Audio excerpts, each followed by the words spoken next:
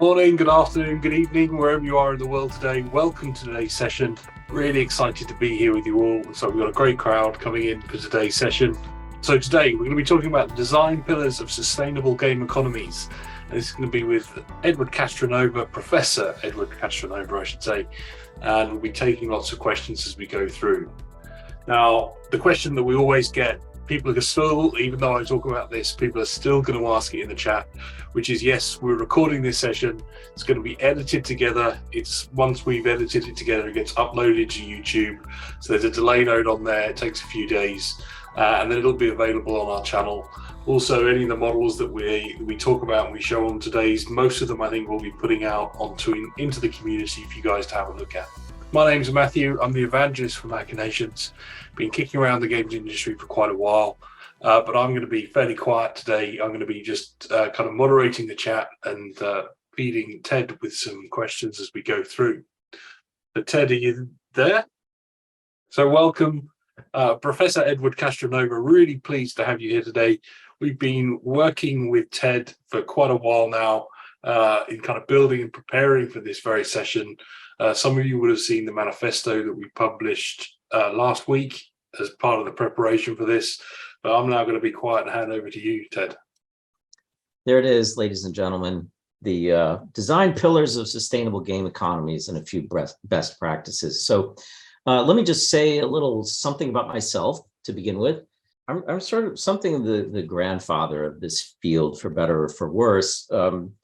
23 years ago now, I was a cyberpunk with my black t-shirt, my black jeans, and my combat boots.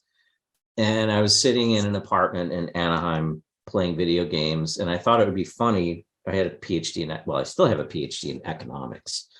I thought it would be funny to write a serious paper about the economy of a video game.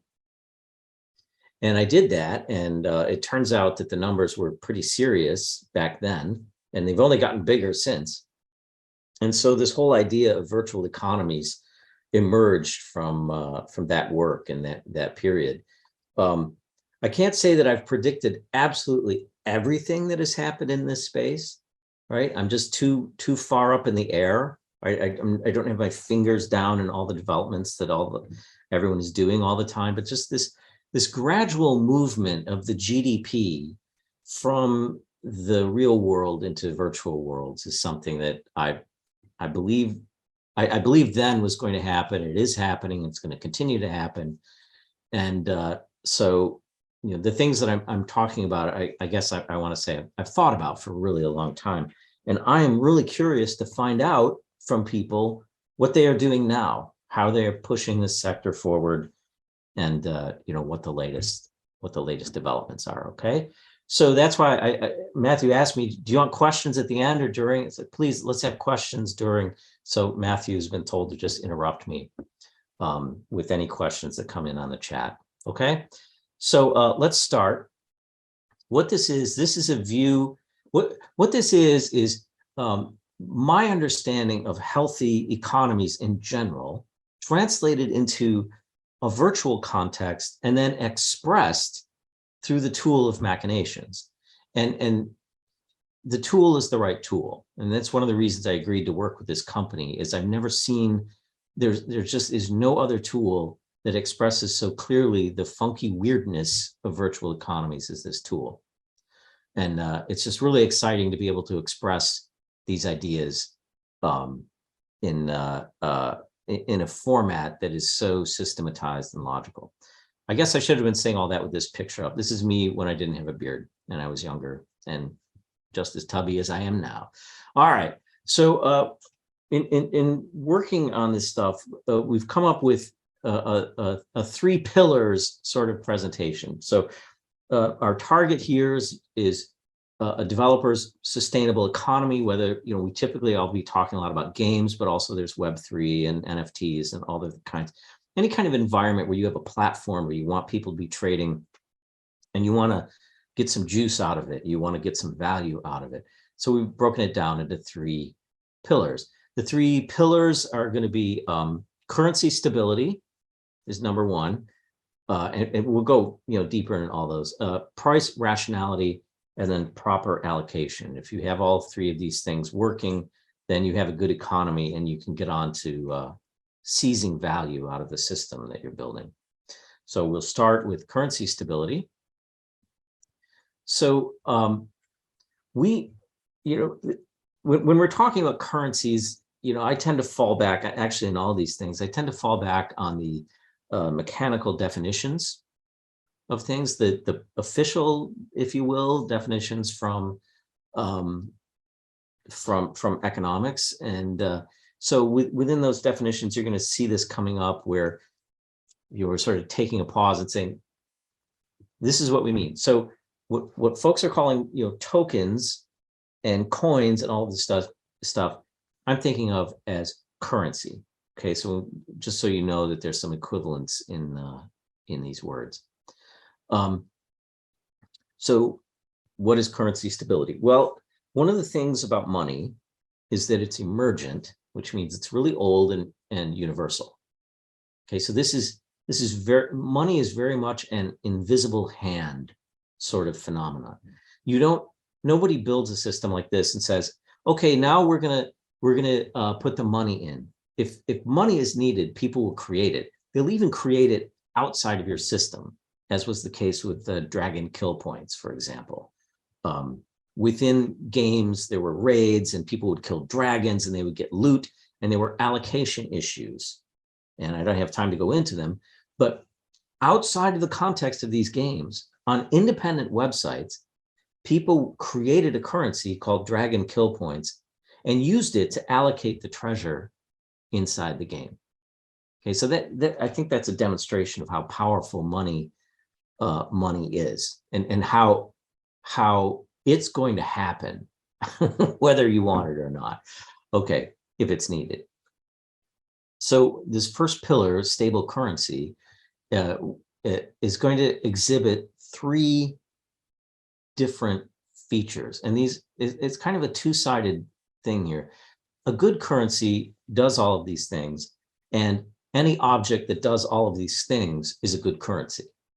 You see that it sort of goes both ways. So what are these things? These are the classic functions of money, is what it's called. So medium of exchange, which we'll go into, measure of account, store of value, and if you have a good currency, you have a currency that's doing all of these things, and that's good. Okay, so let's start with the first one, the medium of exchange. So if you can trade tokens, so there has to be a way to trade tokens, then, or currency units, whatever it may be, then people are able to use those items to obtain items of real value. So what I mean by that is, by itself, a gold piece in a video game may not have any purpose. In other words, the gold piece that you've created isn't used for any production. It's not used to conquer anything. It's not used to power any kind of a weapon. Okay, it has no use. But people can use it to exchange for items that do have value, like items that, like swords that do damage, or houses that actually exist. So when a currency is serving as a medium of exchange, people don't bat an eye about that. They have no doubt that this token, which on its face is worthless, is nonetheless something that people will trade with. And that's really quite significant, because yeah, forgive me for sometimes I have to jump forward and back in the slides, because I just can't remember what's coming next. So something operating as a medium of exchange gets you out of the problems of bartering. And so your economy flows much more smoothly when you have a good medium of exchange. Okay, the measure of account is the idea that if I have a piece of currency, again, even if it has no use whatever in my environment other than to serve as money, people should be able to talk about the value of real things that do have value, in terms of this object. So again, the example of gold pieces is, people should be able to talk to one another and say, this sword is worth 80 gold pieces. This house is worth 2,000. Any object that serves that function is acting like money, and good money that's built well, designed well, will definitely serve that function. And it's really important. Again, think about all the communications that people have about value. There wasn't just like if there wasn't a medium of exchange, there'd be all this barter. If there wasn't a measure of account, no one would know how to talk to other people about what something is worth. Just think about that. If there's a truckload of oranges coming down the road and it crashes into a truckload of chickens, and we don't have any unit of account, how do we assess, which destruction was more? On the one side, we lost 100 chickens. Here we lost 100 oranges. Who lost more? You wouldn't be able to decide that. So measure of account. And then finally, and this is so critical for the health of Web3 economies, the currency has to be a store of value. What that means is, suppose somehow I come into an amount of that currency, I need to be able to set that aside and use it again later. Okay, and that's ultimately, the currency has to not lose value. For it to be a store of value, you have to have trust that it can buy in the future what it can buy today. Yeah. So, and that's critical. That's critical in both short, medium, and long time frames. You have to be able to use it tomorrow, right? Because the market is not always available for whatever it is you want to buy, so you might have to wait. Medium, like you're storing it up because you have a kind of a larger size project, and you don't have all the goods, but I have the money to buy the goods. And then longer term, that's saving for a rainy day. So store of value is really important. If any object is doing these things, then it's serving as a form of money. And if you have money that serves this purpose, it really helps your economy. Okay, so that's the happy story. All those things are happening. What can go wrong? Okay, and most of the clients who come to Machinations are concerned about, we've made this Franken economy and we've bolted on all these different mechanics, and is it going to blow up or not? Right? You'd want to know that before you launch. And so let's talk about some of the things that can go wrong and make a whole economy unsustainable if the currency isn't working. So it's one of these situations where you need to have all three in order to succeed. In other words, if any one of them breaks, then you have a problem. So the first one is rapid value gain or loss. So just think about those functions I talked about. If you have a currency that suddenly from day to day is worth twice as much or half as much, then you're in a situation where people can't use that as a store of value, right? Because you can't predict what it can buy in the future. And it really doesn't work as a unit of account because you're not really capable from day to day of consistently talking about how to compare chickens to oranges if the currency value is moving all over the place. And as a medium of exchange, it still might work, but you're losing two of them for sure. It's really a question of how quickly are people aware of the changes in the value of the currency. I mean, if you don't mind, let me just if you look if you go ahead and you just look at me, okay? If you just look at me, let's see here, and if you look over here, this is I can just pull it off. What the heck? So look, this is money from Germany in the 20s. All of these pieces of currency could buy a loaf of bread. And this one is 1,000 marks. This one is 5,000 marks. This one is 500 million marks. and this one is 20. And the dates here are from 1922, so September 1922, and this one is January 1929. Okay, and actually the difference between these three, so that's September 22, and this one is September 23. So just in the course of a year, it goes from whatever, 1,000 marks to 500 million. Well, you can't, when things like this are going on, nobody knows what the value of currency is. And that's a terrible problem. We had a question come in just on Sure. that subject, which is they chose to be anonymous when they asked this question. Maybe it's too political. But in that regard, do you consider USD not money? Since the result of inflation, it is not a valid store of value. Well, how valid? See, inflation, we're going to talk about it in a minute, but at some level, if the inflation is low enough, people ignore it. And so people don't notice the inflation going on. And it's like gradually every year, 2 to 3% of the purchasing power of your money is going away. And you don't notice it. It becomes a problem when it gets up to the levels that it's at now, 10, 11, 12%. Because now everybody has to think about it. And they have to write contracts with the expected inflation in there, right? So I do a 3-year contract. The first year I want to be paid this amount. Next year I want to be paid 1.10 times that. And the year after that would be 1.21 times that. Because I believe that inflation is going up. Right? And so what it does is it gradually erodes your confidence in the money. And the questioner is really hitting on something. Money stops being money when everybody says it's not money. Money only has value because other people will take it.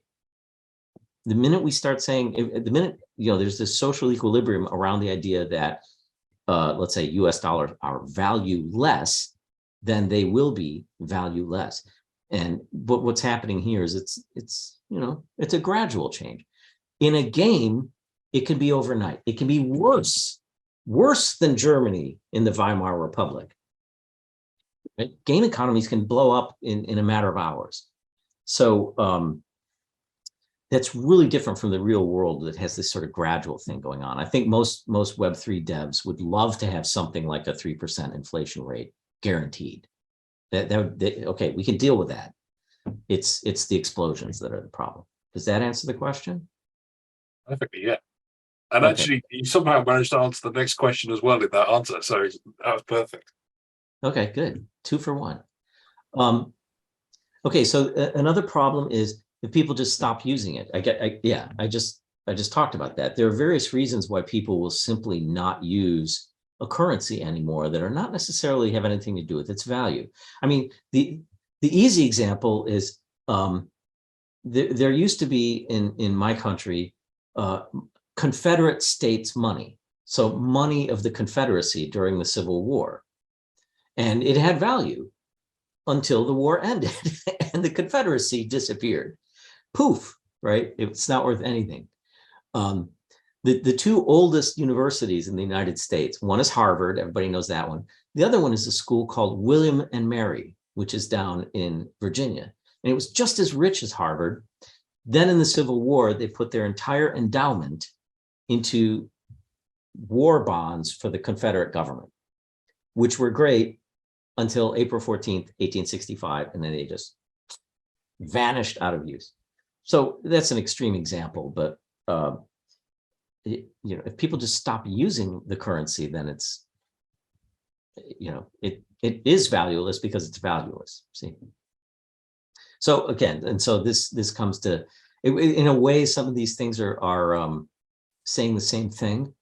So it's possible that the currency, whether for a legal thing or war or instability, people don't see it as having any worth at all.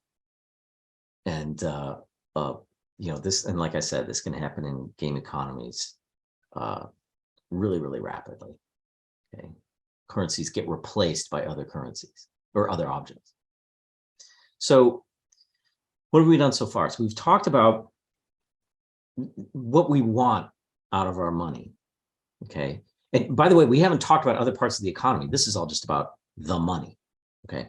So what do we want? And then some situations where, you know, the money cannot be a medium of exchange. It can't be a unit of account. It can't be a store of value because, you know, it's lost value or people aren't using it to exchange, et cetera, et cetera. That's all, we're still all kind of theoretical. I think for people out there in the real world trying to make Web3 economies, they want to know, well, how does this affect my players? And I guess in this slide, I should add users, right? Because mostly it's games, but you know, any kind of a virtual economy is going to have some kind of impact on the individuals. Okay, so one of the things we want to point people to is this game called Gaia Online. Let me see how many slides we do that. Okay. With Gaia Online, this is a little bit of an older example, but you can see here, this is search results for this. 2004 to 2009, it was great, and then it gradually just fades away. That happens to a lot of games, but there's a particular thing that happened with Gaia, and that was they introduced random loot drops, or I'm sorry, random currency drops. Okay, not random items, random currency. And what it was you could take your real world money, go into the shop and buy a package and open the package, and boom, you have 1.5 billion gold or crowns or whatever it is. And what that does is it causes the game to be more chaotic. It creates all kinds of problems when there's money flowing in. So we have our players in Gaia Online, let's say, and they're just interested in the gameplay. And most of the time, the economy is this sideshow. It's just something that's supposed to facilitate players to collect the items that they want. You know, they want a certain bundle, and in their activities, they didn't get quite that bundle. So the economy is in there for people to, you know, sell what they don't want and get what they do want, have that nice bundle. So in a lot of places, it's kind of a sideshow. What happens if in that situation, if you go in and players start having to devote significant percentages of their game time and their thinking about the game, their sort of mental time, to questions like, how much will my gold be, how much gold will I need next week to refresh to repair my sword? Like, I know what it is now. My sword, it breaks like once a week. How much currency am I going to need next week? You know, who wants to be thinking about that?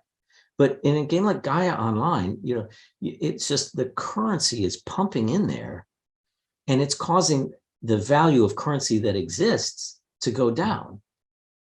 It's something called the quantity theory of money, which I don't have time to go into, but it's basically if there are, you know, 100 swords being traded every period in this economy, and you have 100 coins, well, you know, it's 1 coin per sword. And if suddenly there's 1,000 coins, now it's 10 coins per sword. And it has nothing to do with gameplay, everything to do with this inflow of currency. And it just, the chaos can make people just say, you know what, I don't, you know, I'm not interested in this game because I don't want to deal with the chaos. I mean, some people might like it, but for the most part, the game, the platform is designed to provide something else to people besides economic chaos. And so when the economy starts to blow up and become a focus of people's attention, that's not good. And so the history is that people leave. And I would just, I don't think we even have this on a slide, but in my experience, when economies break down, players start to think the development team is really not that good. So they kind of think the future of this platform isn't so great because they can't control their economy. Okay, so that's something. Now, so this is a situation where actually decisions are changing. Okay, so before it was just people don't want to deal with the chaos. This is, if you're trying to deal with the chaos, your economic decisions get distorted. So here's the example, encouraging quick purchases to avoid losing your value. So suppose you have a bunch of currency, you have 1,000 units of currency, and you know that it's losing value. You know that next week, each one of these units of currency is going to be worth a tenth. You know that next week it's going to take 500 million pieces of currency to buy a loaf of bread. Well, that means if you hold on to money, you're holding on to something that's going to lose value. So what do? You get rid of it. You try to buy anything that is real, whether it be books or paintings or houses or swords, things that you don't actually need, but you're using those objects to store value because you can't store value in the money. All right. So our game designers spend all this time working out how many swords there are supposed to be in the economy and how hard it is to get a sword. And this economic thinking is now distorting all these purchases. What if it turns out that a certain piece of armor is probably the best store of value, and this other piece of armor isn't? And all of a sudden, people are buying the former piece of armor in massive amounts when the intent of the design was that it was supposed to be kind of mediocre and shouldn't be highly valued. But here it is, it's got this huge price, everybody's buying it, and they're trying to get ahead of the inflation. I mean, that's crazy. You don't want that going on in your game. Now, what if it goes the other way? Okay. So what if you have a situation where the currency is gaining value really quickly? This could happen because the currency becomes really popular, especially if you have an open model. So people who have nothing to do with the game are buying up the currency. So it's rapidly appreciating in value. And so now I'm a game player, and it's like, this, of all the things I own, the thing that's gaining in value most is the currency. So I'm not going to spend it. I put in my little account, I put it under my digital mattress, and I keep it there. I hoard it. And this seems kind of strange now, but in the real economy, 15 years ago or something, the interest rates were getting so low that it's actually possible for an interest rate to go negative, in which case people have the incentive, again, to put cash underneath their mattress and just hold on to it. Now think about the economic consequences of that. That's a monetary situation, but out there in the real world, or in the real part of the virtual world, you have people just reducing their economic activity. They're not out there buying things. Why not? Because they have the currency under the bed. And this headline, the economy is so busted, players are bartering for items. You could see that happening, where people are like, well, I don't actually want to give you any gold for this, but I will give you this shirt. Because the gold is gaining value so rapidly. Most companies are not designing their economy to do something like that, and it becomes a nuisance. And then you go back to the previous slide where people are exiting. Okay, so this is the example from Diablo 2. They had situations where people were shifting from the officially designated currency to some other object that was doing a better job at those functions. Remember the functions: medium of exchange, unit of account, store of value. It turned out in Diablo 2, and this goes back 20, 25 years, the Stone of Jordan was not the currency, but it served those purposes better. And it became the de facto currency of the game. And I remember specifically there was a game called Asheron's Call, where there was a currency and it lost value because it was too easy for players to pump it, right? And so then the currency went to something else. I think it was sturdy iron keys. And that was too easy for people to pump. And so it lost its value. And then people went to something called a golden scarab, I believe. That lost its value because people would pump it. And so the real problem here was that any item in this game was easy for players to mine if they put their time to it and their effort. So, creating the right amount of scarcity in a currency is something that game companies have failed at. we're just entering a wild new world where we're having open trading, people who are not playing the game, who are buying the currency of the game. All kinds of interesting things could happen, which is an excellent segue to we've talked about money and its functions and what can go wrong, how that affects players, can cause problems for and users, their enjoyment of the game, and their use of the platform. And now it's like, what about people who are investing in this economy? So in a true Web3 environment, if you are investing in a token, you might dream about making millions overnight, but I think everybody gets the intuition that any situation that could offer that also offers losing everything overnight. So as an investor, what you generally want is reliable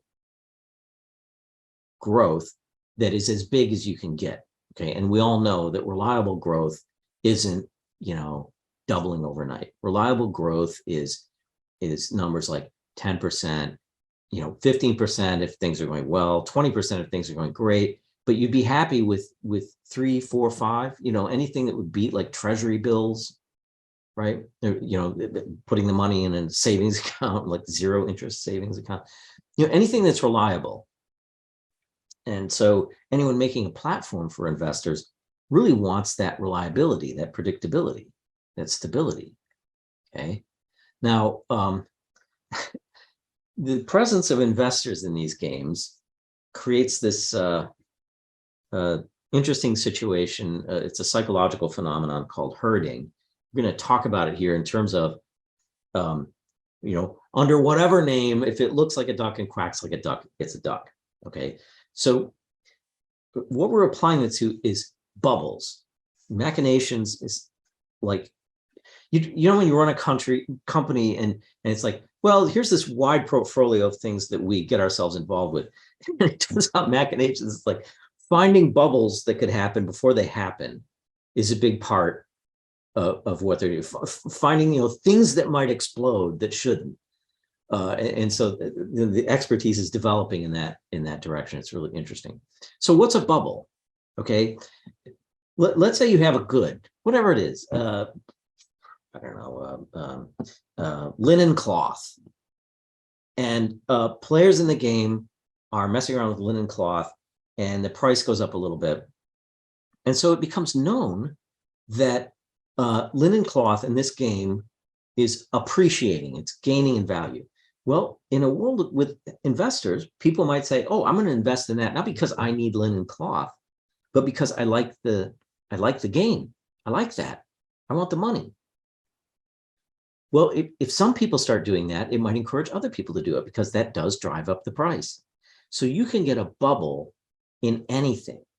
Once people see any object appreciating, investors, speculators might come in and continue to raise its value just because they're hoping to get a return out of it.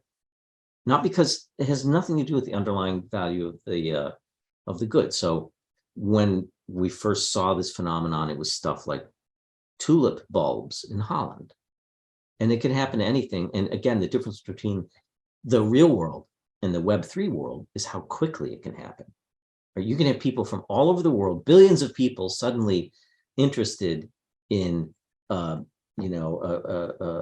piece of armor from your game or a token. Maybe that's what you want, but it's like, how do you get people into it? And then how do you make it so that it's a slow, predictable growth in value, not a bubble? Because when speculators herd into a currency or any object, you get the classic, meteoric rise followed by a total collapse.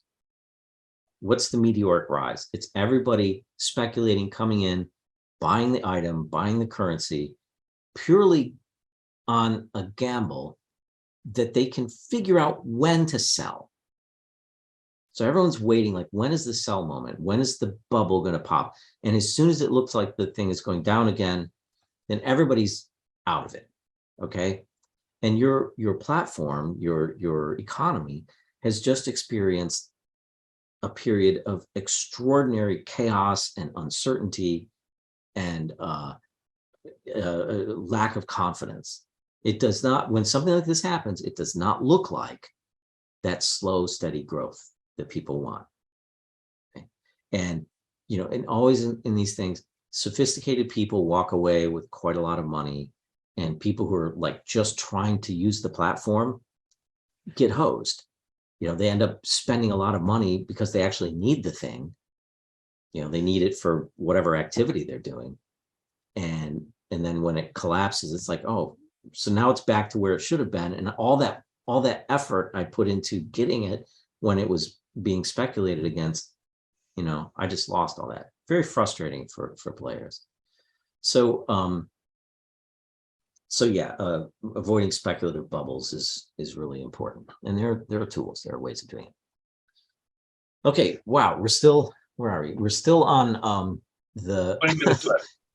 Yeah, we're still on the price part. I'll speed up a little bit. Let's talk about inflation. I want to emphasize that inflation is technically understood as an increase in the cost of a bundle of goods. That's what inflation is. A currency doesn't inflate.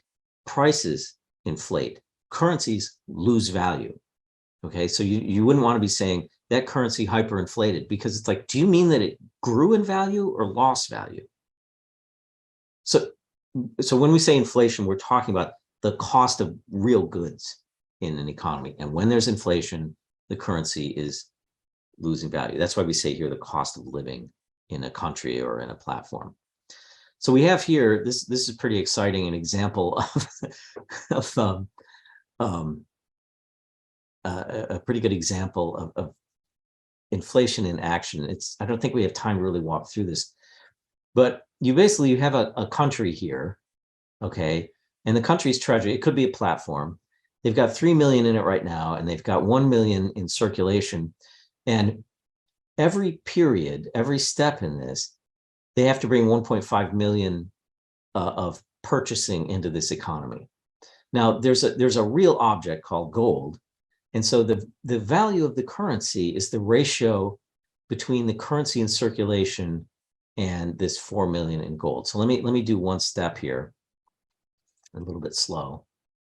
Oops. Okay, I don't know, I can make that a little bit bigger. There we go. All right, we do one step, bam. Okay, without going into the details, our currency is worth 1 gold if you look over here. See that? And our treasury needs 1.5 million in the real value of purchases, and they had enough money to do that, okay? So in that first step, everything worked out. And what they do is they tax back some of it so that they have enough money in the treasury to do it again. Okay, well, we'll do another step. There it goes. And we're still all right. Right, we have the thing, but the problem is the 1.5 million, the treasury doesn't have it anymore because they didn't tax enough.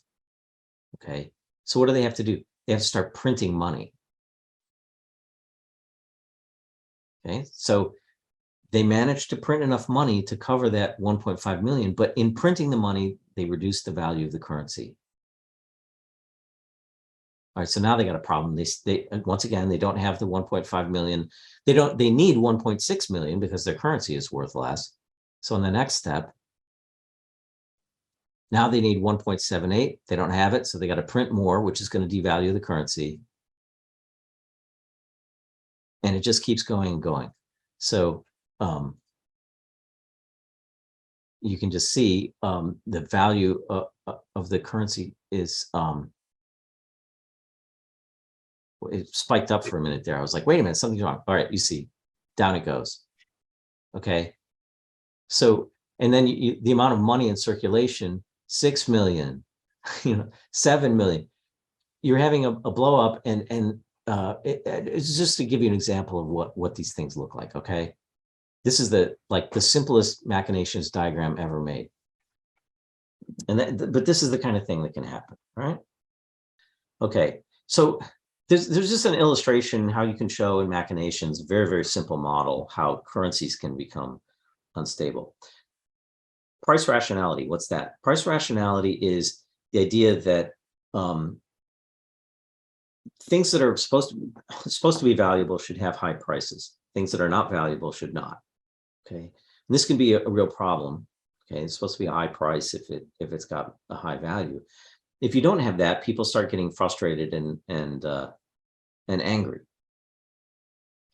So the different ways that people trade in Web3 games can affect this price rationality. So when you have outside currencies that can get involved, the actual value of a good, you might want it to be worth, I don't know, 300 crowns or whatever. But once people are trading the crowns for Bitcoins or dollars or euros, okay, that valuation can be thrown off. You know, I just talked about reasons why people might buy something just because it's a speculative thing. They just want it to grow in value, right? So the ultimate, what you have to do to understand this is you have to kind of get away from the currency a little bit. When you're talking about price rationality, what you really want is to think in your mind, what is the rate of exchange between these two goods? Like imagine barter. Don't have barter in your economy, but just imagine what should be the rate of trade between this rare sword and this linen cloth, which drops all the time, right? It should take a lot of linen cloth to get the rare sword. It has nothing to do with money. It's about the comparative values of the two goods, the rate of exchange between them. And so with the example of speculation, for example, you could have linen cloth suddenly become very expensive, and it shouldn't be, right? When you're thinking about what the ratio should be. So that, and so that really affects players because they get frustrated when something that's supposed to be really valuable is cheap, and something that's really cheap is really expensive, or something that has low value is really expensive. It makes your economy look dumb, basically, look illogical. And then you have the problem of, well, I don't know if it's a problem, but some goods don't get traded, right? Some goods are not traded, or they're traded at some kind of a fixed price. In those circumstances, the designers don't know what the actual value of the thing is. So they have to look for implicit prices, which is a fairly involved economic algorithm. But you try to guess what the price of something would be, what its rate of exchange would be in if there was a market. So if you do soul binding and everything, a lot of times companies just say, we have so many problems with the markets in this economy, we're going to soul bind all the items, they don't get traded. Well, then you have a problem of, how do we know that this thing is actually more valuable than that thing? Or you set up merchants that will buy and sell a good at a fixed price. How do you know what the true value of it is? See, prices are information. The value of having a free market is that you know what the balance of supply and demand is for each good. So yeah, here we go. Fixed prices. And the valuation in a free market comes from two things. How hard is this thing to make, and how much do people want it? Which is a combination of their desire for it and the amount of money they have to spend. Okay. If you soul bind items or you use fixed prices, you can't get that information, and it can cause problems. Okay, and then the biggest the biggest issue, I think, in terms of price rationality for a company like Machinations, and if you're starting an economy, that starting price matters, and you don't have anything to go on. What is the price supposed to be?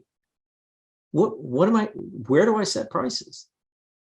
And we're developing expertise within the company about how to answer that question. But almost all the advice you get about in any kind of economic or business thing is like, raise the price, lower the price. Well, Web3 economies don't have that real world where there already is a price. It's like what should be the first basic price of wheat in my economy in terms of the currency?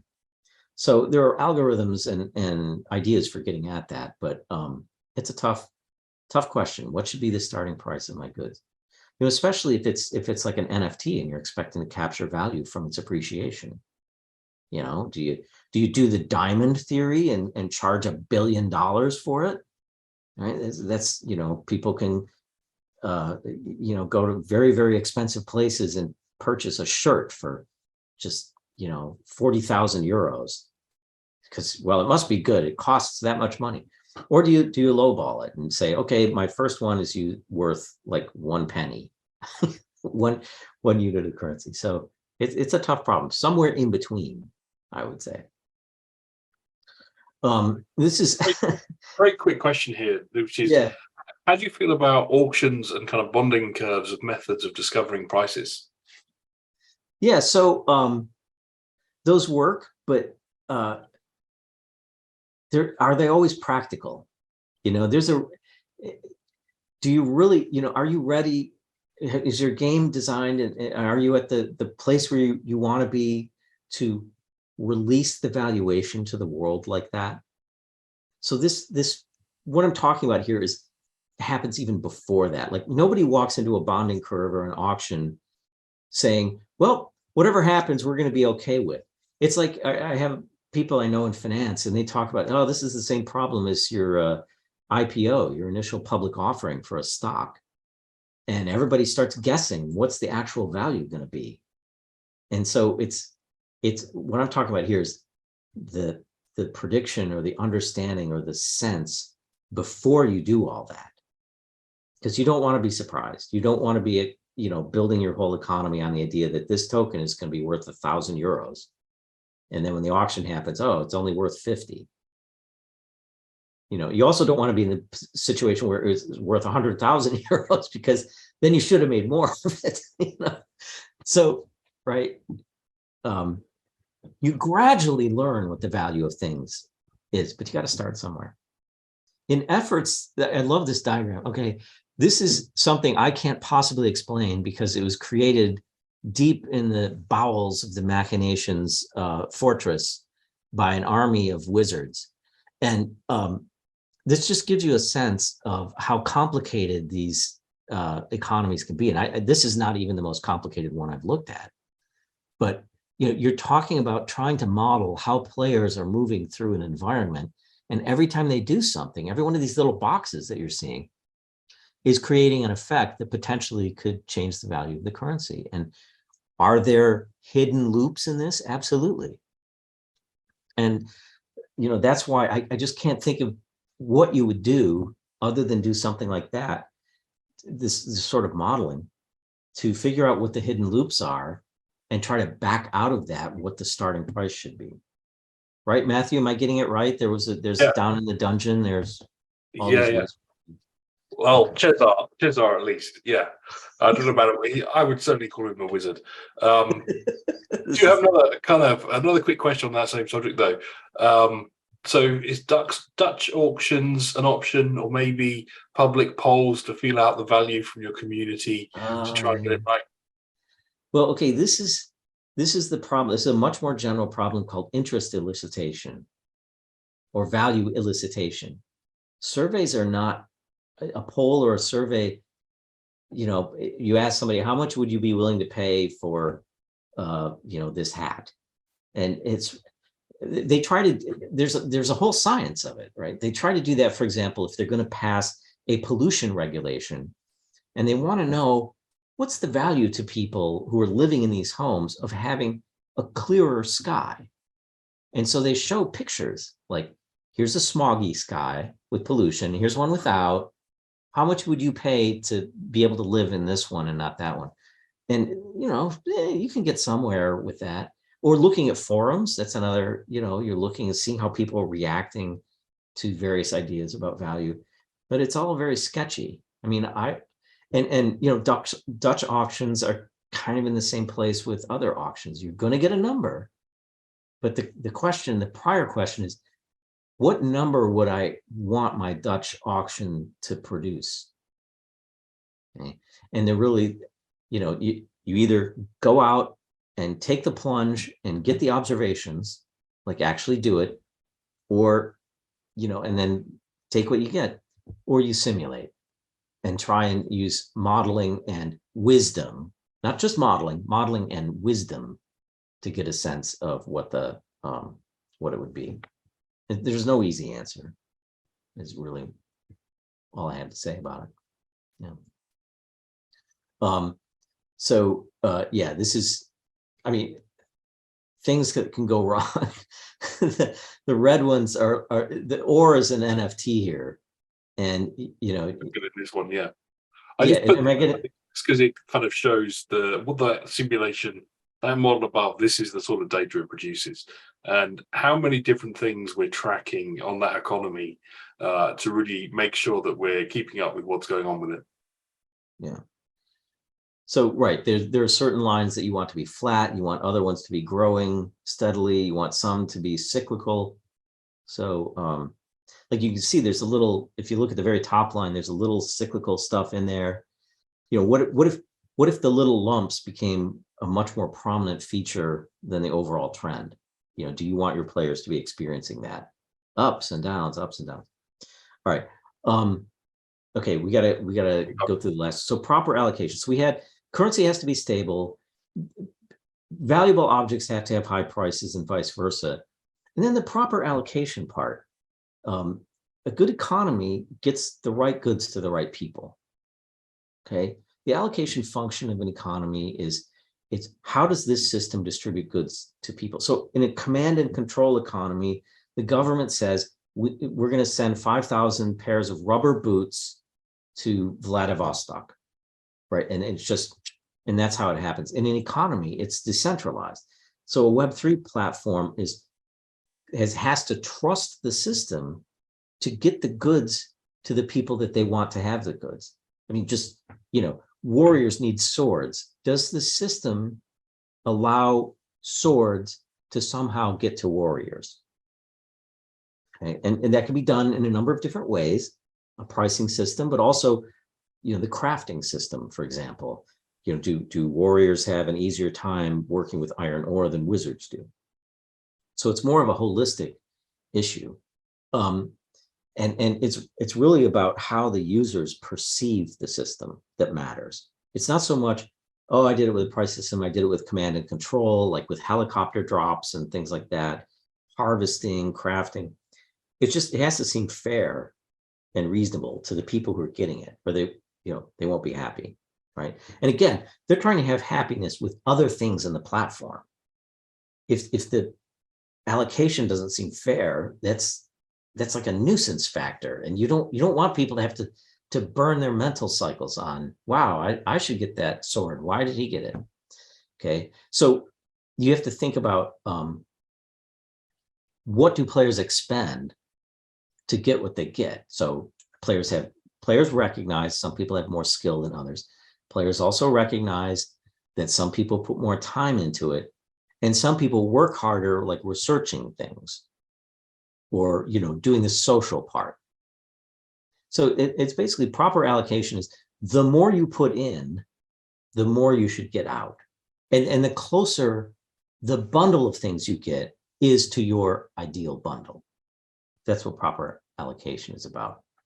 And as part of that, now we have this sort of open boundaries on our economies. If people have real money and they want to pay to get stuff, they should be able to do that, and the other players have to be cool with it, right? There is ongoing debate about to what extent different cultures will accept the idea of pay to win, right? That's an issue. So this allocation thing, let's talk about randomness. And randomness can be really good and really, really bad. So when people make games, when they make these platforms, they do RNGs. And here's the deal with an RNG or any kind of a dice roll, it's called risk because the probabilities can be known. Risk is when the probabilities are known. And so players have an attitude towards risk. Okay, so I know that this loot box has the following distribution of outcomes, and having played this for a while, I have a good sense of what these probabilities are. They're not changing arbitrarily. I know what they are. But there's and so let's look at risk here for a second, like in terms of its fairness. So actually, we might have been missing a slide here because there's supposed to be something about, all right, there it is. Okay. So when people, it's like gambling when you have something like that. When you have a dice roll that returns something, and some people like to gamble, okay? And a game is boring if there isn't some kind of variation. And it's just a question of how predictable do people want that to be. If you are heavily dependent on RNGs and you publish a lot about, what the chances are, that's going to appeal to a certain kind of player, right? Some people like it more fuzzy. Some people like the probabilities to be really, really well known. Okay, so that's like the emotions of the players as they confront risk. There's also an issue of fairness. To what extent are people happy with the fact that, that guy has that beautiful mount because he happened to get lucky on the drop and the rest of us didn't? It's not like he had more skill, right? It's just, he just got it. So there is a fairness concern there as well. But and I think there's a lot of really good theory about how people respond to risks, but uncertainty is a different animal. Okay, so again, remember I said before, like, there are technical terms, and I really, I think we're all better off if we use the technical terms. So risk is when probability is known. Uncertainty is when the probabilities are not known, when they're not known. Okay, so like currency instability, right? There's not some fixed probability that bread is going to cost 500 million marks in a year. There's no, we just don't know. And that has a very, very different emotional profile, uncertainty. Okay, so some gamblers might be attracted to just not knowing what's going to happen, but in general, it doesn't plug into the gambling mindset. It's more the sort of chaos feeling. And I think people who like chaos, they love uncertainty, but what's going to happen? Who knows?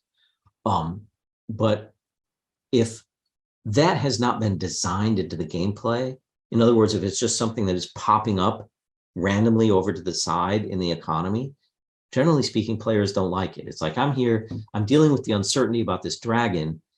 Whoops, now I have to deal with the uncertainty about paying my rent for my player house.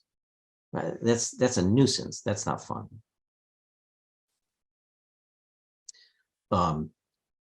And this Boston Tea Party picture is meant to talk about how people will revolt when they think things aren't fair. I mean, look at all the heat on forums over the power of different abilities and characters in games. And there's a really interesting thing that I found about human nature, and I don't know that there would be any other way to find this out. So there's two kinds of equality. There's equality, sort of, we're all equal at the starting line. Okay, that's equality. And then the equality per unit of work, which I would see as like a wage rate. Gamers are fine if there's equality of opportunity and equality of rewards. So long as every player feels like they started at the same place, and every player gets the same amount of reward per unit of effort / skill / time, they're totally down and okay with huge differences in outcomes. Okay, so the idea in like World of Warcraft that one player has 400 million gold pieces and this other player only has 12, well, it's like, well, that's okay because they just started, and this other player has been playing for 15 years. So that's really an insight about human nature and inequality that the economists really did not know. I'm not sure they've really grasped it right now, but you learn that in games, right?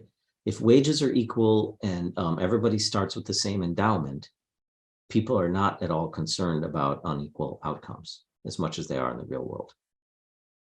And of course, if you make something perfectly fair, it's going to be dull. Okay, so some kind of randomness, some kind of ripple is really important to make things deep and interesting. But game companies, game designers are just learning so much about humanity's response to risk. It's really, really cool. I mean, I firmly believe that this sector is going to deliver most of the major breakthroughs in social science over the next 100 years, because you're working with actual people in a real world situation where you can constantly experiment and tinker. And in the academy, we don't have any kind of resource like that. Okay, so here's the pay to win issue is, different cultures are different about it. It's always the case that real world inequalities will affect things. So even if you don't allow people to pay to win, there's no question that people have, different amounts of skill. I mean, my son told me to play Elden Ring. Okay, Elden Ring. Okay, that is not a game for old men, right? The need to be good at twitching is, and so I was like, this is impossible, until I found out there were places where you could grind for XP. As an old MMORPG gamer, I can grind forever. So I spent many hours grinding and leveling up, and I overcame the skill problem that I had in the real world with the fact that I had time. Okay, so every game is going to be affected by how people are in the real world. And it's like, to what extent do you work to make that starting line equal? Right? That's a touchy question. All right. So I've been talking a lot about real world, Web3, and so on.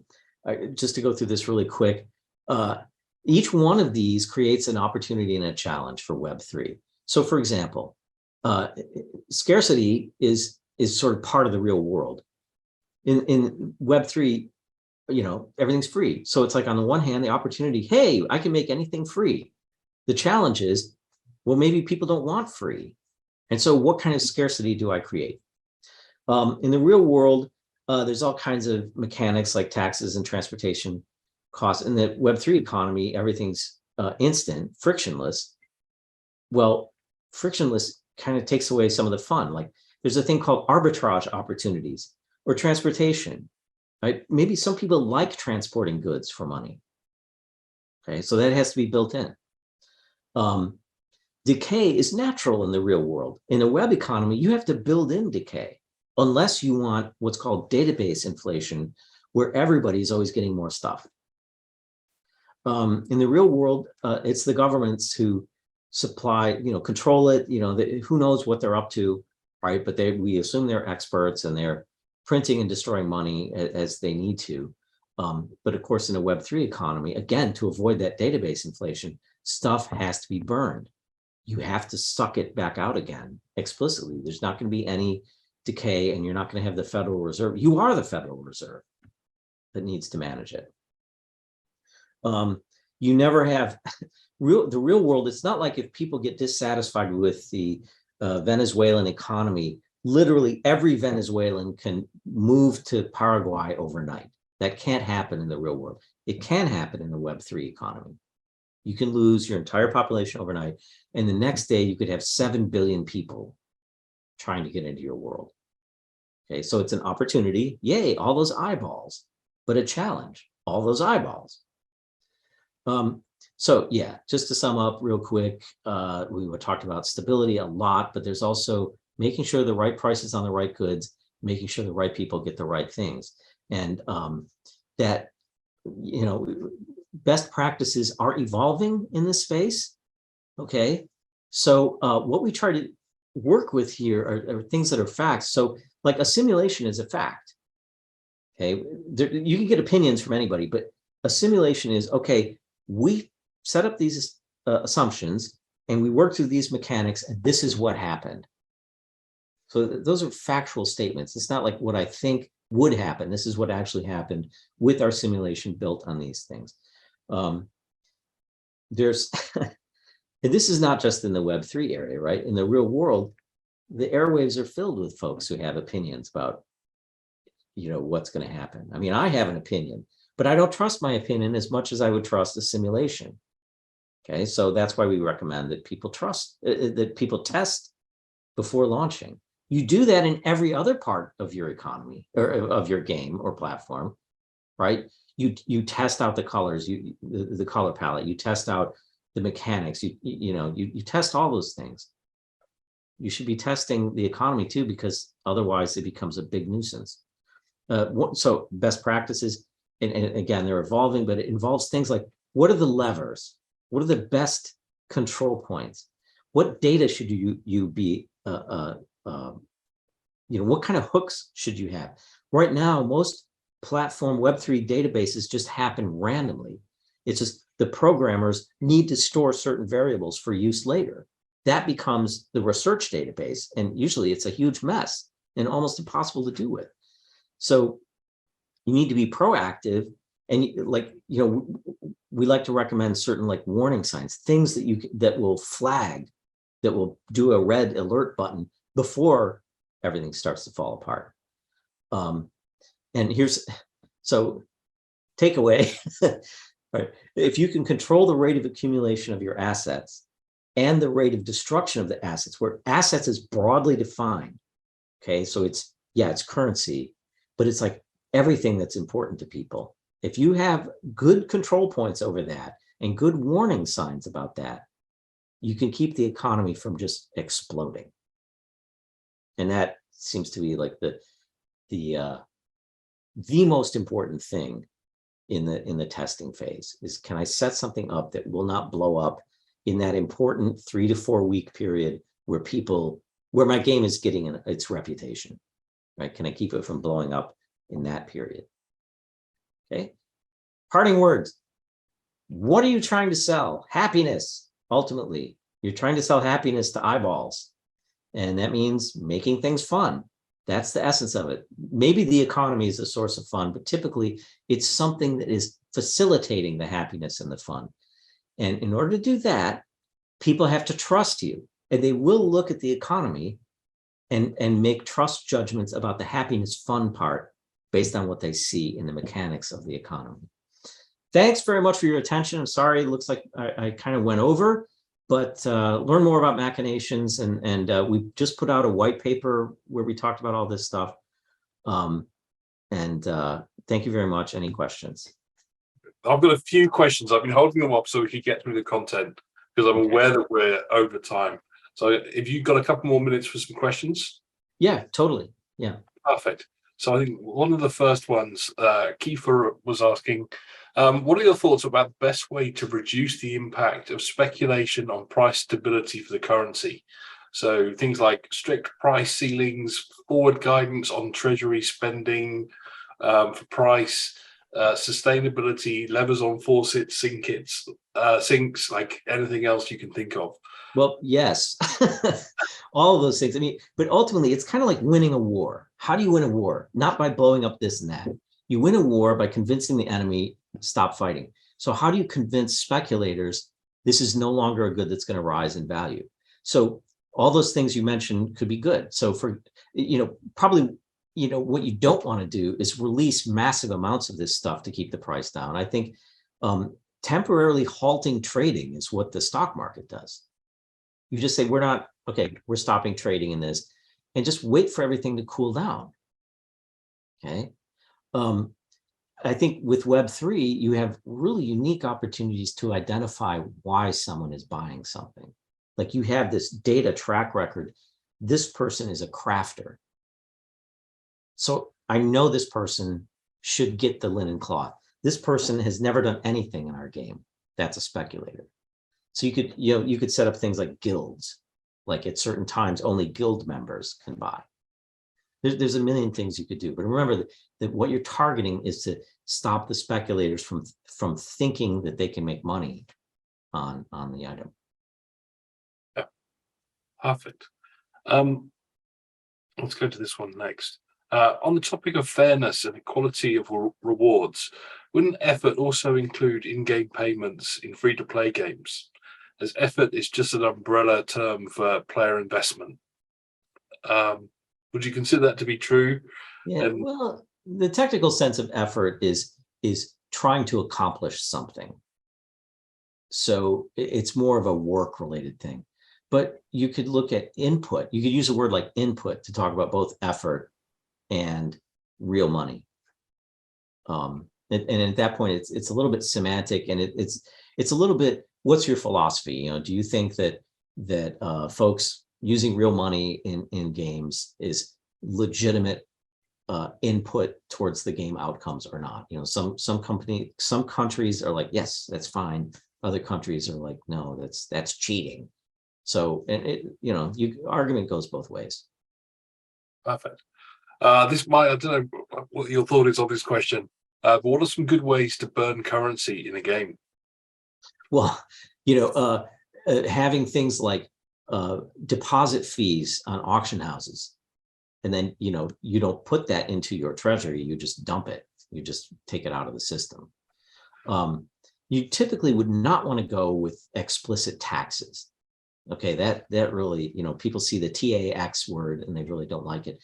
So anything that sort of naturally reduces the amount of currency after a transaction has happened. Things like you could put in automatic nuisance things like, okay, you click this button and money will be taken out of your account to make sure that your weapons are all maintained and oiled. Or this is what it costs to rent a storage space. So it has to be almost invisible. I think that the fees on the auction house is probably the best one. And it's nice because it works when it's supposed to. If suddenly there's a lot of money rushing into the system, well, it goes into the auction house where it gets taxed effectively. And so the amount of draining you're doing goes up when the amount of money in the economy goes up. So it's what's called an automatic stabilizer. Yeah, I think one of the great examples is in the Citadel. They've got a burn where if you take your ship and you go to a really dangerous area and you get attacked by a marauder, your ship might get destroyed and your NFT burn effectively. And I think because you can explain it in 15 seconds of what it is, and like you don't need any other explanation of kind of what that burn and that sink is, players Right. immediately understand the risk that they're getting.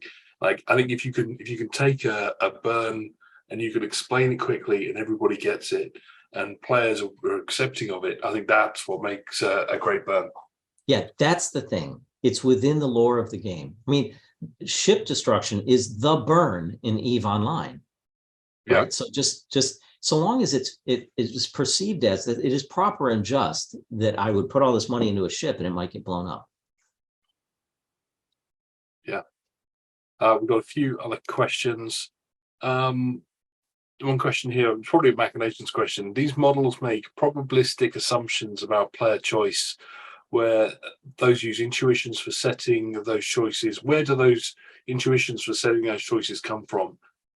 Simply educated guesses. Any thoughts on that? I know when we've kind of talked about player personas and persona models. Yeah, it's an ongoing effort to understand the generic player behavior. Right. This is why I think this sector is going to have all these major advances in knowledge, because a company like this is modeling the player, in effect. So that this is where wisdom comes in. From a company that has worked with hundreds of other of platforms that are trying to do this gets a sense of some of these things. And there's also the model can start telling you things. So let's say you put in a bunch of behavioral assumptions, and every single time it does something that's crazy. And I'm not talking about like an inflation blowing up or something like that. I'm talking about something that obviously cannot happen. So then you're like, okay, there's an assumption here that doesn't work. Okay. And you would go through and your sense of what is a moderate assumption kind of becomes ingrained. And then, okay, the real trick is you then modify all your assumptions. See, it's not just we made an assumption that 20% of the players will go to this area and attack the monster there. It's not just that. It's like we also can do unlimited number of runs. Like, okay, what if that's 15%? What if it's 10? What if it's 5? What if it's 1? What if it's, and what you find with most of these things is there's a pretty wide range of assumptions where nothing breaks. Okay. And so what you're kind of looking for is, let's say we have a really wide range of assumptions and it breaks every time, no matter what. Then we know that there's something clearly wrong in the model, or clearly wrong in the mechanics in terms of like its economic sustainability. So yeah, I mean, the process is not just to make a guess and then see what happens, right? It's to play with the parameters and see basically how robust is this system. Yep, perfect. A couple of questions here from Johan. Do you think that a volatile currency, which may have a relatively low liquidity compared to traditional assets, can have a sustainable economy if the participants are able to cash out instantly? Okay. Well, yeah, I mean, liquidity is an issue, right? You can't, nobody in the real world or the virtual world who's trying to back any asset with a limited fund can guarantee that they're going to be able to sustain that. It depends on the rate at which people are trying to cash out. I mean, that's the same problem with real world banks. How much do I keep in reserve? If I'm understanding the question right, it's really a question of how can you guarantee that there won't be a run on this asset and it'll get destroyed? And it's like, you can't guarantee that, right? If you set it up that way, I have a limited reserve and people can cash out, right? So, people gave me, 100 euros each, and I promised them I'm going to sit it over here, and then things go wrong. That's one of the risks, that the system can fail. Yeah. One of the uncertainties. A kind of second part of that, which is, let's assume we defined all the participants, sinks and taps, or sources and drains, as we call them, just the way emissions in the economy. How do we start to define the rewards in terms of numbers? Is there a logic or strategy to build the ratio of sources and drains? No, the systems are too complex. So you couldn't, I mean, it'd be so easy if you just said, okay, make sure you have like 7 drains for every 3 faucets. It's too complex. There may be some emergent laws in here. Companies like Machinations may stumble upon something really, really interesting in human systems control. But it isn't. And as far as rewards, it isn't possible at this time to predict that if you put in these 4 mechanics, then the reward number is going to be 100 units of the original thing. It's right. These things are so complex. It's crazy. Yeah. I mean, that's why we can't just think about them. That's why you can't just sit in an armchair and go like this and say, I think this is what's going to happen. Yeah. Just on the subject of personas, do you know of any good resources for agent-based modeling in economics? Oh gosh, there's so many. I mean, they go back. I would start with the first people, who was Glaser, Glaeser, if I'm remembering that right.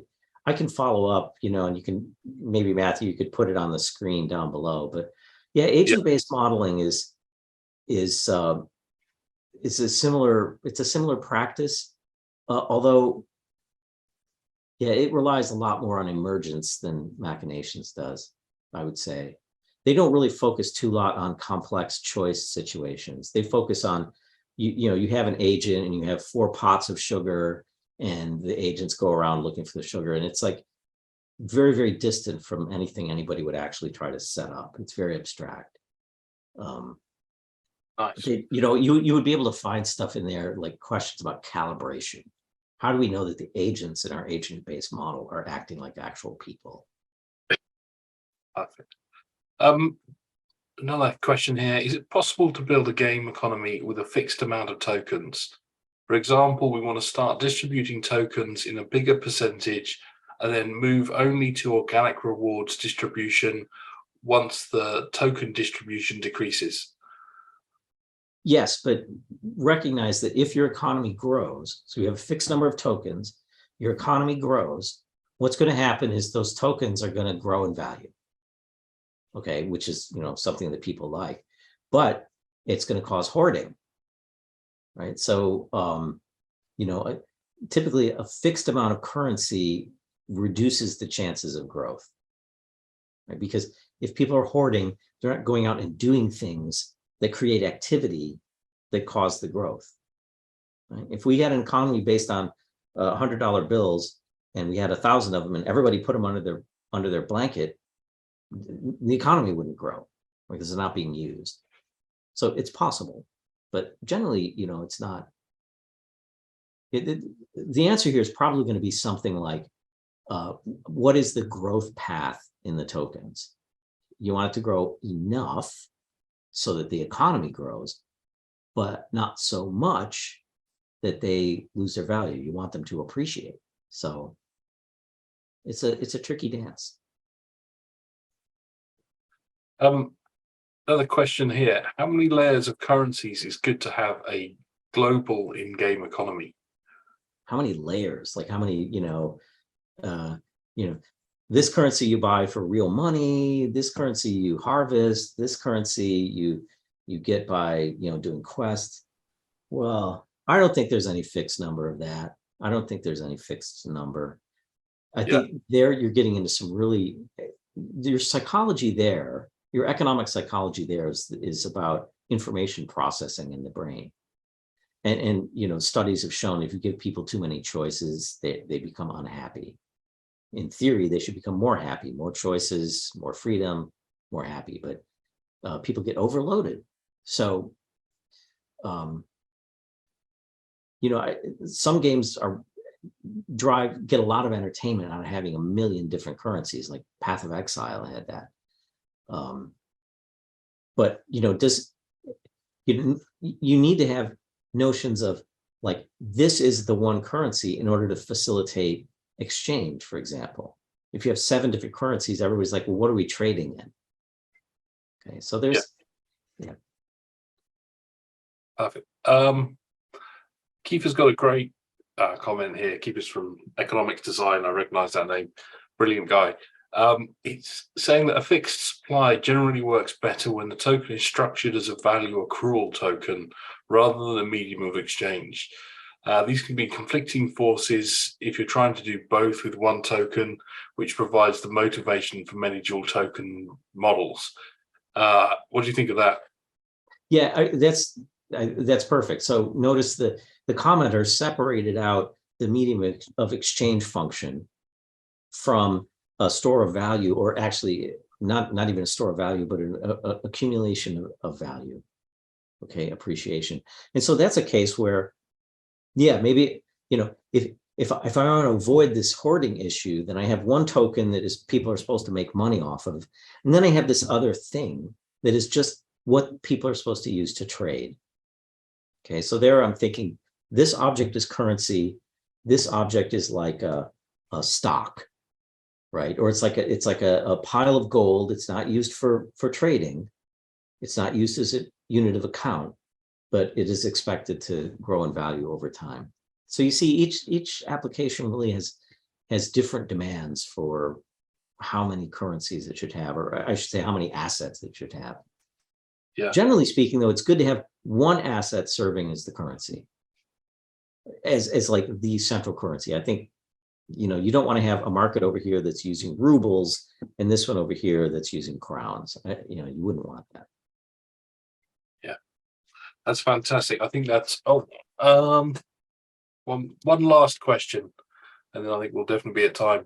Can we be more assured of the game economy's success, or maybe a high capability of being properly adjusted if we mimic a real economy with inflationary and deflationary possibilities? No. I think the real economy is so encumbered with culture, societal expectations, politics. The exciting opportunity here is to start with a clean slate. And remember, you're designing the economies that people are going to use in the future. Okay, as the GDP becomes more and more virtual, the economy that people live in is going to be closer and closer to this. Okay, so that could be wrong. That's my future scaping here, but I just think virtual economies are just so much more fun. They're more fair. They're more rational, or they can be, right? If they're done right. Just think about the agency issue. Everybody can be a little craftsman in a virtual economy. I made my little stuff and I sold it. You can't do that in the real world. Everybody's a wage earner in the real world. So, I mean, just the opportunities in this space, I would run away from the real world as fast as my little feet could take me. Yeah. Fantastic. This has been absolutely brilliant, Ted. Thank you so much for coming into this. I think everyone's learned a huge amount today. So really, really appreciate everything in today's session. It's been fantastic. My pleasure. Thanks. Big round of applause for today. For everyone out there, so this will be put out on YouTube next week. So if you want to come back and review it, as always, there's all the links on the screen there to come and join us in continuing the conversation on our Twitter, YouTube, and obviously in Discord. So please do come and have a chat with us. So thank you all very much again. Thanks everyone for attending. Enjoy the rest of your day. Thank you very much.